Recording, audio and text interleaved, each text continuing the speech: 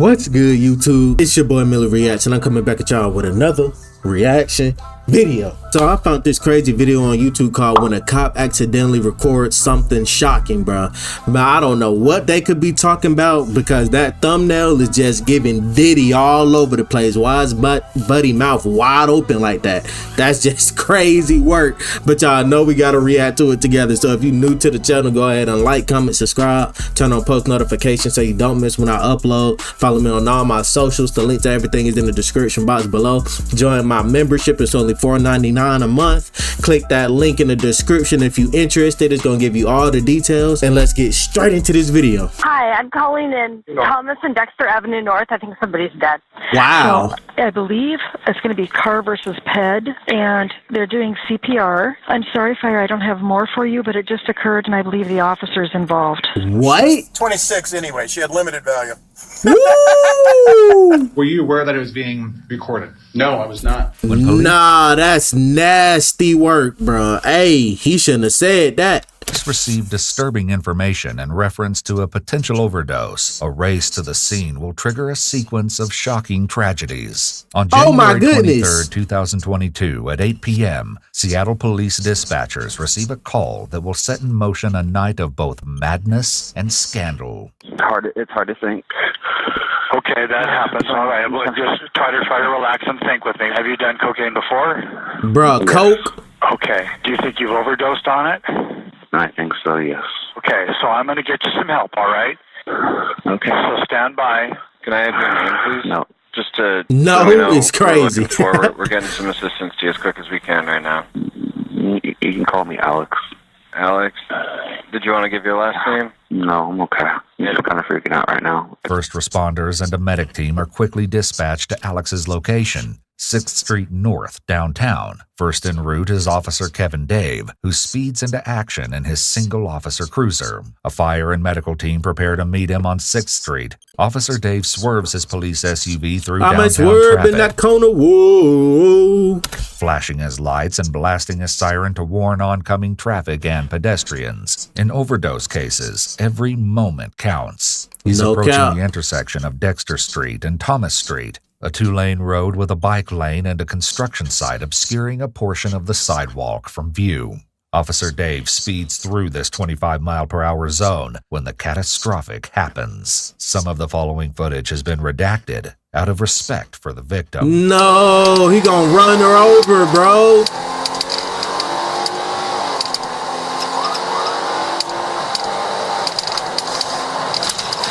No. Oh my goodness. They're cooked. To Sergeant Supervisor start fire for a struck pedestrian. That's nasty. Officer Dave quickly jumps out of his vehicle and dashes out into Dexter Street. Moments later, we hear the unmistakable sounds of emergency CPR. Tragically, a pedestrian had been struck. 3, 4, 5, Damn. 6, 7, 8, 9. Now, why didn't they see or hear that officer coming? What was they doing? They could have been out jogging with headphones on or anything. That's just... So do the officer get in trouble for that? Because when they had their lights on, they be speeding. He was trying to get somewhere. But still, I don't know, bro. I don't know. Dave's persistent CPR, the pedestrian remains unresponsive. No! 4, 25, 26, 27, 28, 29, 30. Up. 1, 2, 3, 4, 5. Bro, if that pedestrian dies, bro, they're gonna get sued, and I feel like the officer gonna get fired. No cap. You all right? No, I'm not all right. Just take care of it. Dave soon notifies dispatch, and a squadron of police cruisers and ambulances descend on the scene to assist. So someone's doing CPR, Dexter North and Thomas. I'm sorry, Fire, I don't have more for you, but it just occurred, and I believe the officer's involved. Yeah, he definitely is. So the officer may be involved. Yeah, the officer's not hurt, though. By now, Alex has been given proper medical assistance, and all attention has shifted to the tragedy unfolding in downtown Seattle. Dispatchers are now receiving calls from eyewitnesses who will prove a crucial role in the investigation that will come later. Was it like a vehicle hit a pedestrian? What happened? Correct. They're doing CPR right now. The person Man, he ran that person over. I think police were going fast, so they hit them. Hold on. I'm not sure if there's anything I need to do. There's 2 police officers here, and I think there's another one coming right now. Officer Dave's colleagues comfort him as he describes what went down. She was on the crosswalk. She saw me. She started running through the crosswalk. Man, no, bruh. That's what you want to have happened in your head so you don't get caught up. But it did look like that, though. Buddy was flying, and they said, and got smacked. Instead of staying back where she should before crossing.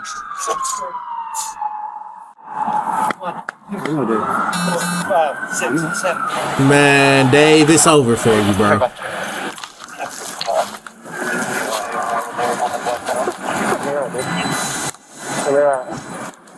No, you won't, Dave.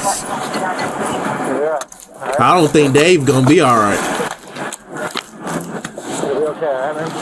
The same cannot be said for the young woman lying unresponsive in the street. A 23-year-old grad student. Wow. Despite medics' best attempts, she passes away after being transported.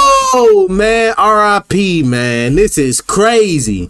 We need to know what she was doing, bro. This is just tragic. To the hospital. Yeah, Dave, you okay? Physically? No medical issues. No medical issues. Okay. I'm not going to ask any questions, but I just don't want you to know that I'm here for you.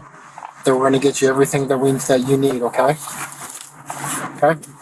Thanks, LT. All right, man. Man, Dave don't want to hear that While the shit. true intentions behind the officer's assertion that he won't ask questions is unknown, it's possible he's trying to protect Officer Dave. Clearly, body cameras are rolling and documenting the conversation. There are also labor and department policies involved in these types of situations. Some agencies won't allow a responding officer to question an involved officer and require an internal group or external law enforcement agency to do so. One important purpose of this type of policy is to maintain impartiality.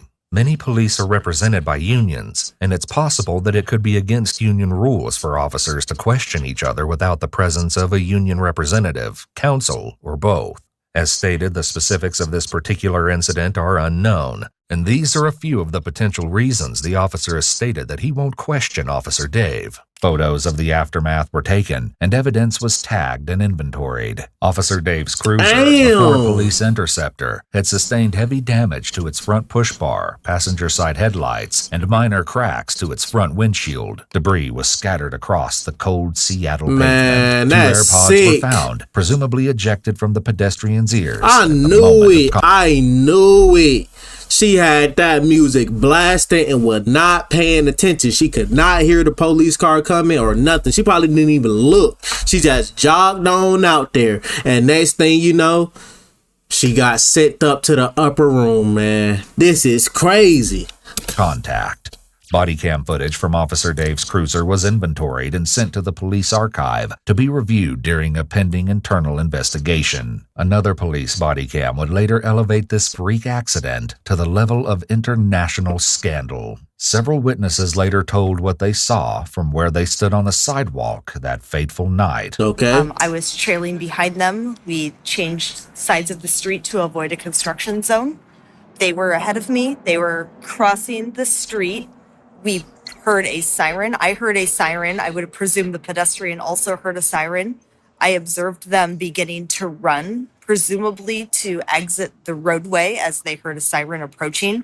And then I heard a loud thump. Woo! And I observed the police officer come to a halt. I was not far behind them, so I was coming into view of Dexter Street. It was very quick. You saw the collision. What happened after that? So that person kind of got kicked by the car into the air. No! And they flew in the air about 10 meters in the northbound direction. Certain factors were suspected to have contributed to the deadly collision. A construction site leading up the east of Dexter Street significantly obscured driver vision, and a partly see-through metal chain fence led out to the edge of the road. Orange construction barricades also partially obstructed view of the intersection from afar. The pedestrian was evidently already walking outside the crosswalk when Officer Dave began to approach in his cruiser. She was possibly wearing AirPods that could have made hearing police sirens difficult.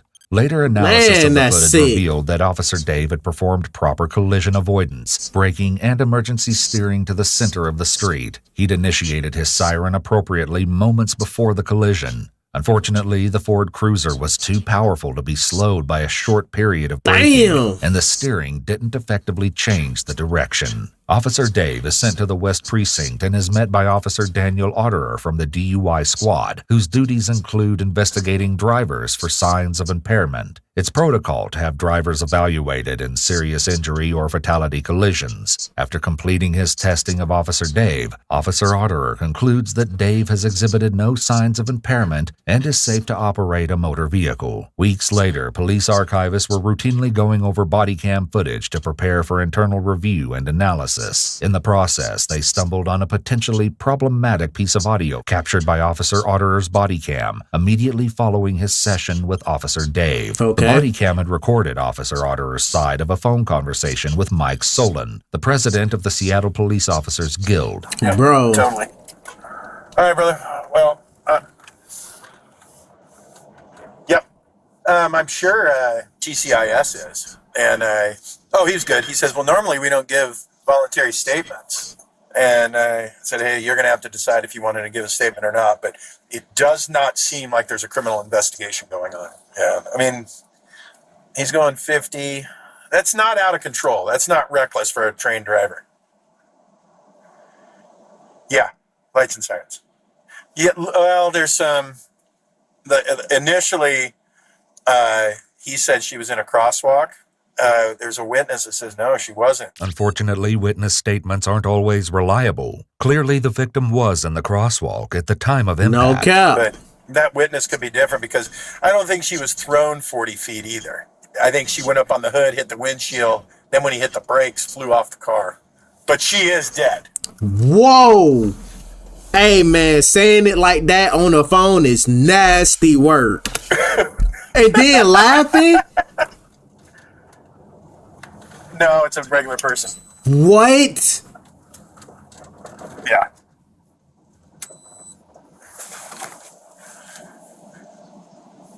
Yeah, just write a check. Wow. This man has zero regard for what his officer in crime or officer in the law just did, bro. His brother in arms.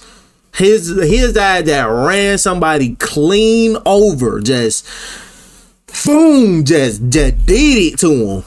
And y'all on the phone laughing. This is not funny. Yeah. $11,000. She was 26 anyway. She had limited value. Wow. Apparently, Daniel was unaware that his body cam was still recording. Through extensive police analysis, it was determined that Officer Dave had been going upwards of 70 miles per hour and that the pedestrian had been flung nearly 140 feet. The body cam video was brought to light, allegedly by a leak to the media, and complaints from outraged citizens began pouring that's in. crazy. It turns out that Daniel Otterer's duties went beyond those of the DUI force. He also served as vice president for the Seattle Police Officers Guild. With pressure mounting, the Police Officers Guild issued a press release addressing the alleged misconduct. In it, they claimed that Officer Otterer's comments had been taken out of context within days. Man, no. Y'all just trying to save him, bro. How can they take that out of context? You know exactly what they talking about. Bro told her she was only 26, so she wasn't even worth none for real anyway. Just write a check and call it a day. The Office of Police Accountability had received a complaint that alleged Officer Otterer had violated department policy. Officer Otterer initially requested a rapid adjudication, a mechanism of the police bureaucracy that would waive a full investigation in exchange for minor discipline. But his request was denied. Officer Otterer and Union President Solon were both promptly brought in to give official statements. They were interviewed by Sergeant Corey George of Seattle's Office of Police Accountability, a police task force that works to ensure professionalism and safeguard against unethical or inappropriate police behavior. Your body-worn video captured a conversation between yourself and Officer Solon. Can you explain the content and context of the phone call? Man, we don't need you to explain nothing. We know exactly what was said and how you said it, bro. I was finished and I was heading home. And we were talking about, because I had very limited information on scene. So I was telling what I kind of knew at the time, and those details always change during the course of an investigation. Officer Solon was talking about what can anybody do? What can anybody say about this? And that was kind of the context of the conversation. I remember earlier in the conversation where we spoke about, boy, it never stops. It's always something happening. We were talking about that. And then this was a conversation about maybe things we knew at the time, and then this is awful. What can attorneys possibly say about that? And that was the end of the conversation. Were you aware that it was being recorded? No, I was not. It has been alleged that you violated SPD Policy Manual, He Section did. 5.001, Standards and Duties, Subsection 10, Employees shall strive to be professional. What is your understanding of this policy section? I understand it very well. You don't want to do anything that could potentially diminish trust in the police department, cast doubt on an investigation, or cause a problem where the police department might have to explain something. Do you believe that you violated this policy? I did not violate that policy. You literally did, nigga. You laughed at the officer killing an innocent person. Like, what type of shit is that? And then your shit got leaked to the public, nigga. It was a private conversation. No one cares about it being a private conversation. Yes, it was a private conversation, but your body cam was on the whole time. You dummy. You should have made sure that was off before you got to talking like that. That was just reckless. Alone.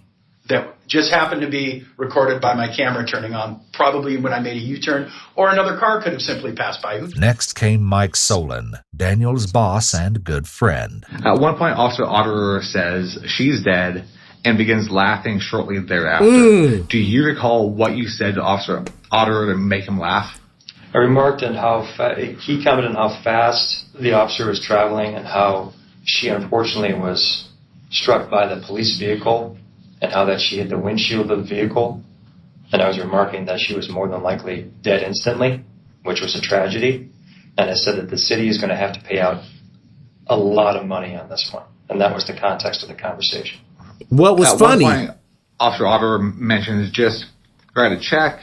Then he laughs for a few seconds. Literally. And says $11,000. She was 26 anyways. She had limited value. Bro, you literally cannot explain that. Like, you're cooked. You cooked. What you stated to Officer Otterer to have him elicit that response? Well, it was remarking on how the city is going to have to pay out a ton of money to the family in this tragic situation. And then how can the city, lawyers in general, speaking and negotiating on the city's behalf with the family, how do you put a price tag on human life? And that was the crux of the conversation. Okay. So you don't believe that any of the laughing was making light of the situation or laughing at the fact that somebody had died? I think without context, just hearing the audio, which was unfortunately captured in a private phone call, you could have that as a reasonable takeaway.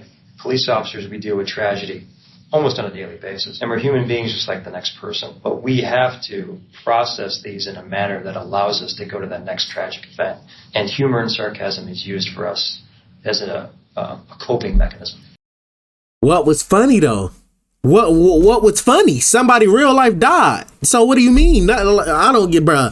I get it. You trying to save your boy. You trying to save him. But that is not going to work. In response to the events, the Seattle Police Department announced on September 28, 2023, that Officer Daniel Otterer would be reassigned to a non-operational position. Records show that over his 12 years on the police force, he had been investigated dozens of times for various incidents. The victim, Janavi Kandula, was 23 years old and a graduate student when she met her tragic death on Dexter Street. In September of 2023, Northeastern University in Washington elected to award their mourned student a posthumous degree. The King County Prosecuting Attorney's Office is currently conducting a criminal review of the crash. Damn, man. R.I.P. her, bro. That shit wrong. I was expecting y'all was gonna fire the cop at least fire him. Y'all just switched them to another position, man. Seattle, y'all police department cricket, bro. That's crazy. Like, hey, Crooked cops, man, that shit is tough. They had they boy back at all costs. It's like they was trying to explain, yeah, he only said it because it's like, bro, you literally cannot explain that. That's crazy. But if you're new to the channel, go ahead and like, comment, subscribe, turn on post notifications so you don't miss when I upload. Follow me on all my socials. The link to everything is in the description box below. Join my membership. It's only $4.99 a month. If you're interested, click that link. It's going to tell you all the descriptions and everything that come with it. And it's your boy MillyReacts, and I'm see y'all boys in the next video.